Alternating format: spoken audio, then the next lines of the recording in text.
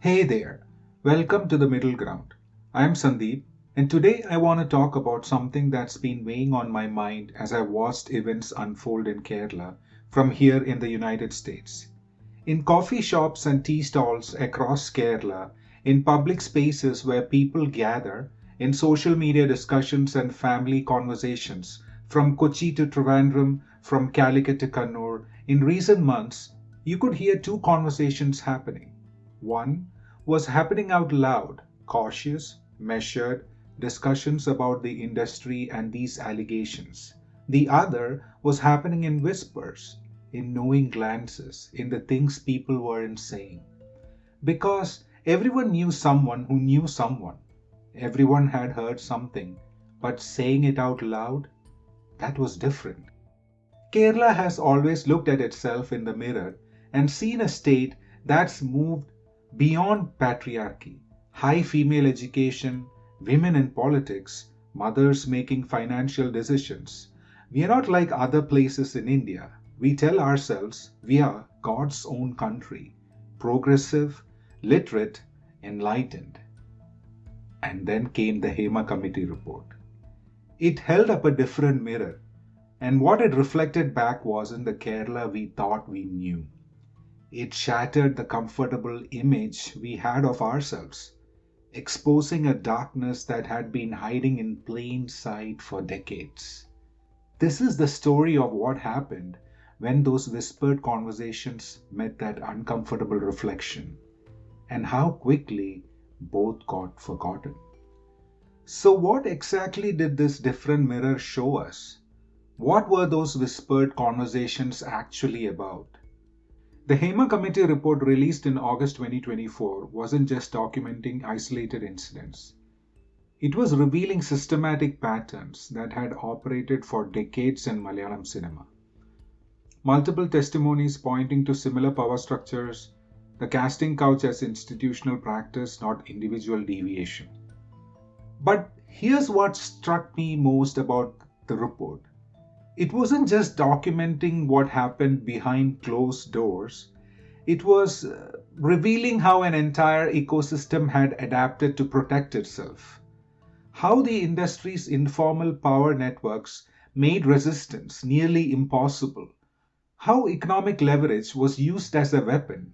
How traditional concepts of respect and family honor were weaponized to silence victims. The report detailed how women who spoke up were systematically sidelined, their careers quietly ended, while the men they accused continued working. How complaints were buried in bureaucracy, how the very institutions meant to protect workers became part of the silencing mechanism. What the Hema Committee report exposed was something we rarely discuss openly: the impossible choices that systems of abuse force on everyone within them. Not just the direct victims, but the witnesses, the colleagues, the good people who know something is wrong but feel powerless to act. There are talented women in Malayalam cinema who have watched colleagues face harassment, who have heard the whispered warnings about certain producers or directors, who have seen promising careers cut short when someone refused to play along. These women aren't monsters. They are often struggling to survive in an industry that offers them limited opportunities and even more limited protection. When a young actress watches a colleague get blacklisted for speaking up, she learns a cruel lesson. Speaking the truth can be career suicide. When she sees another woman quietly endure inappropriate behavior to keep working, she understands the bargain the industry demands. When she witnesses the systematic isolation of women who dare to complain, she calculates her own odds of survival. Similarly, there are men in the industry, directors, actors, technicians, who have witnessed inappropriate behavior, who have heard the stories, who know which sets are unsafe for women. Many of these men aren't perpetrators themselves. Some may even feel genuine disgust at what they see, but they also know that challenging powerful abusers could mean professional exile. This isn't to excuse their silence, it's to understand it. Because when we only focus on worst actors, the predators and their enablers, we miss the broader web of relationships that makes their behavior possible. We miss the way that economic vulnerability, career insecurity, and institutional indifference create conditions where even well meaning people become complicit through their silence. The tragedy is that this system doesn't just protect abusers, it punishes virtue. It makes caring costly and silence profitable. It forces decent people into impossible choices between their values and their survival.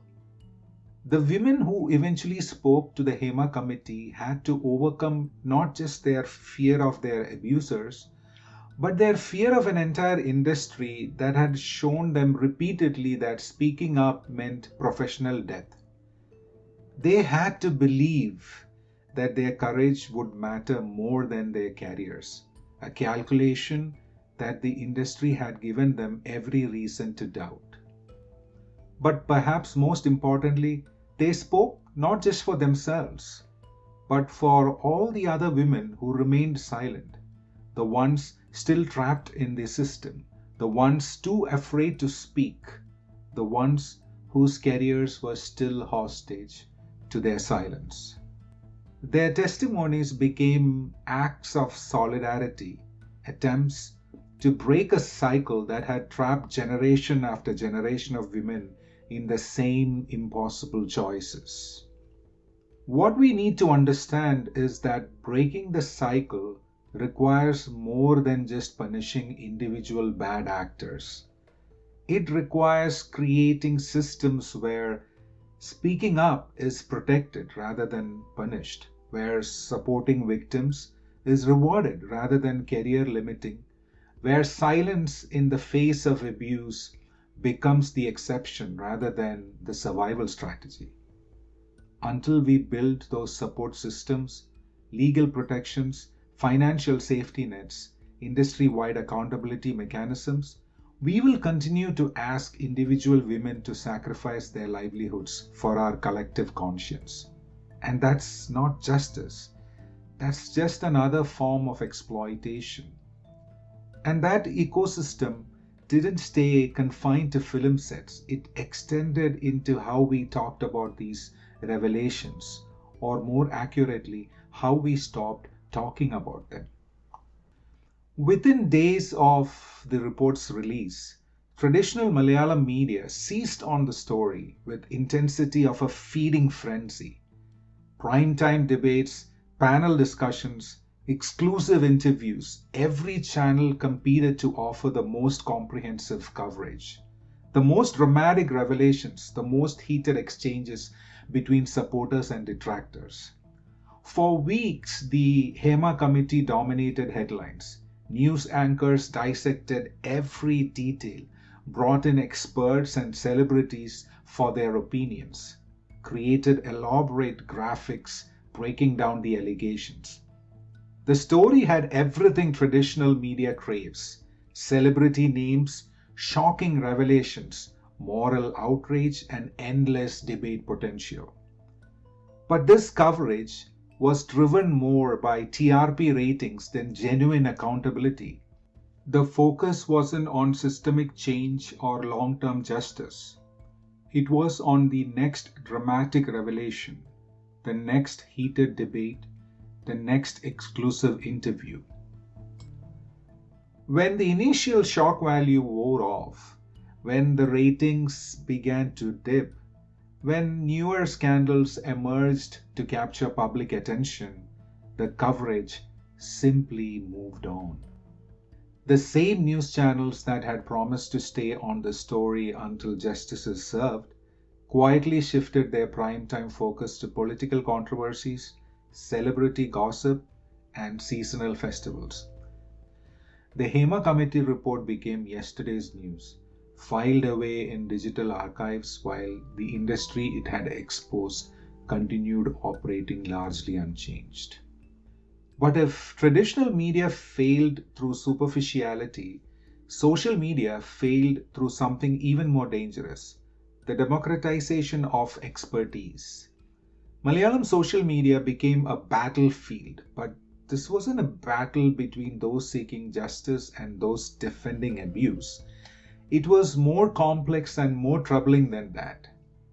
YouTube channels with hundreds of thousands of subscribers began dissecting the report, not with expertise in legal matters or women's rights, but with the confidence that comes from large followings. Male influencers questioned victims' motives. Why speak up now? Where's the proof? What did they expect in the film industry?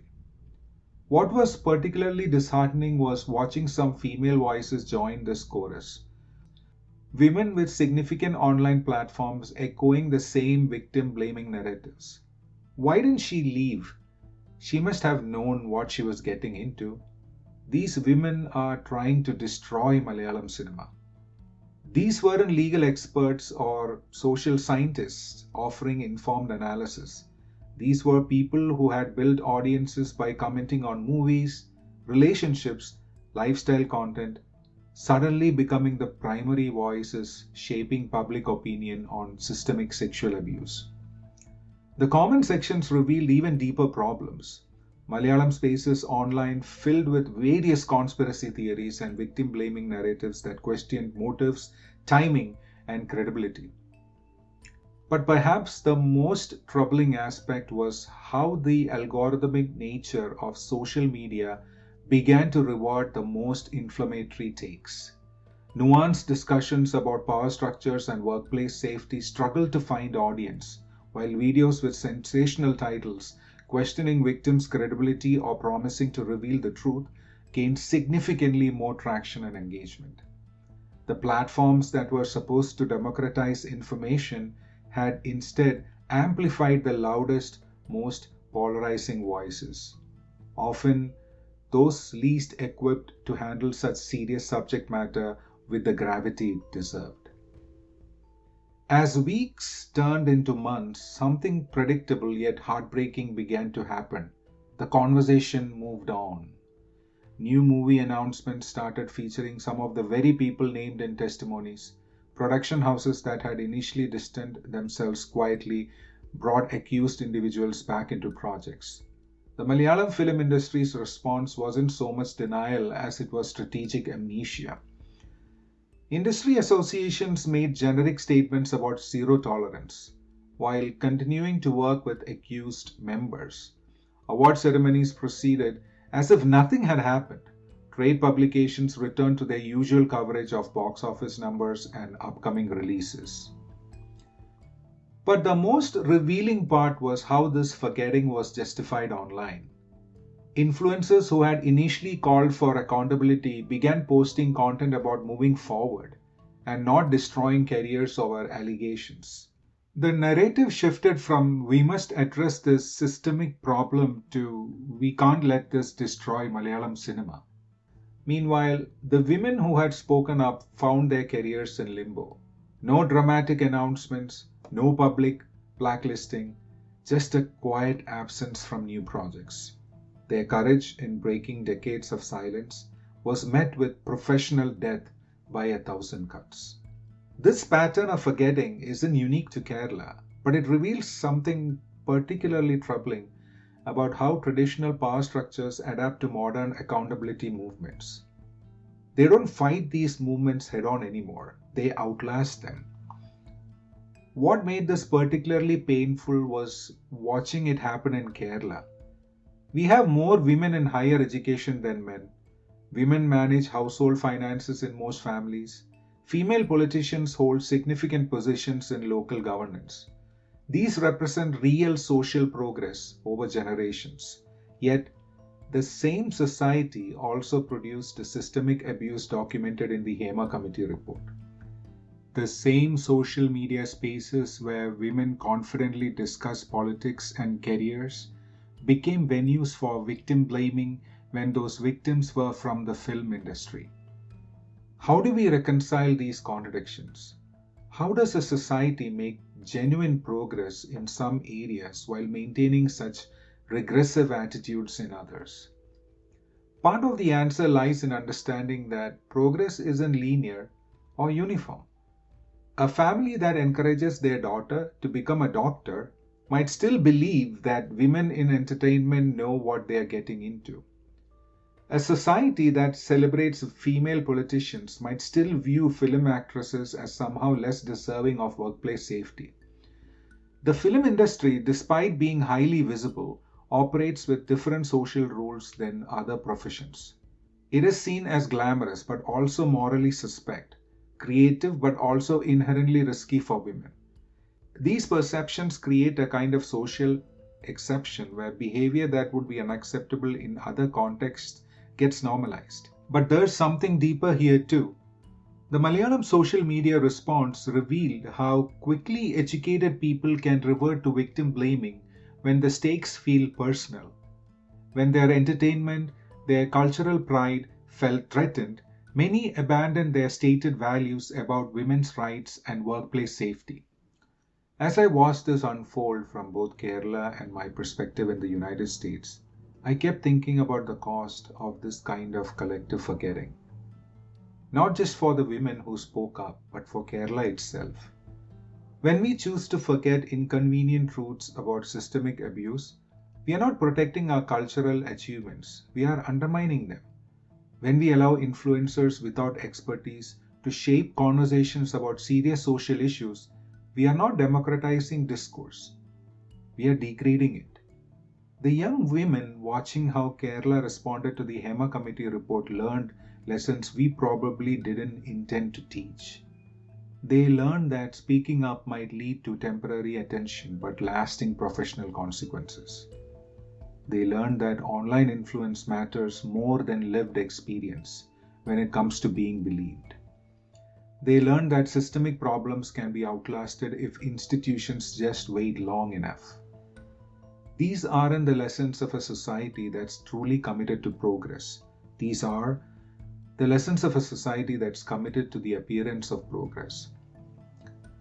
And perhaps most troubling, they learned that in Kerala, a state proud of its women's literacy and empowerment, there are still spaces where women's voices matter less than men's comfort, where women's safety matters less than industry profits, where women's dignity matters less than our collective image of ourselves. I don't want to end this on a note of despair because I don't think that's where the story ends. Kerala's response to the Hema Committee report was disappointing, but it wasn't inevitable. The forgetting that followed wasn't natural, it was chosen, which means different choices remain possible. What would it look like if Malayalam social media platforms prioritized expertise over influence when discussing serious social issues? What would it look like if Malayalam cinema actually reckoned with its power structures instead of just issuing statements? What would it look like if our achievements were built on accountability rather than just image management? These aren't impossible questions, they are just uncomfortable ones. The women who spoke to the Hema Committee didn't ask for the destruction of Malayalam cinema. They asked for the safe workplaces, the same protections that workers in other industries take for granted, to be seen as whole human beings rather than disposable commodities in an entertainment economy. These aren't radical demands, they are human ones. But here's what gives me hope as I watch Kerala from afar. It's young people, the college students I see engaging thoughtfully on social media, the young professionals building new kinds of businesses, the artists creating work that challenges old narratives, the activists organizing for change at the grassroots levels. You, Kerala's youth, have something the older generations struggling with this issue don't have. You have grown up with global perspectives. You have seen how other societies handle these questions. You understand that being progressive means more than having high literacy rates. It means creating societies where everyone can thrive safely. The generation that allowed the Hema Committee revelations to be forgotten may have failed this test, but You don't have to repeat their mistakes. You can choose to be the generation that actually listens to women instead of just talking about women's empowerment. You can choose to be the generation that creates cultural spaces where talent matters more than compliance with power structures. You can choose to be the generation that makes Kerala truly worthy of its progressive reputation. This isn't about destroying Malayalam cinema or Kerala's cultural heritage. This is about fulfilling their promise. It's about making our artistic spaces worthy of the creativity they claim to celebrate.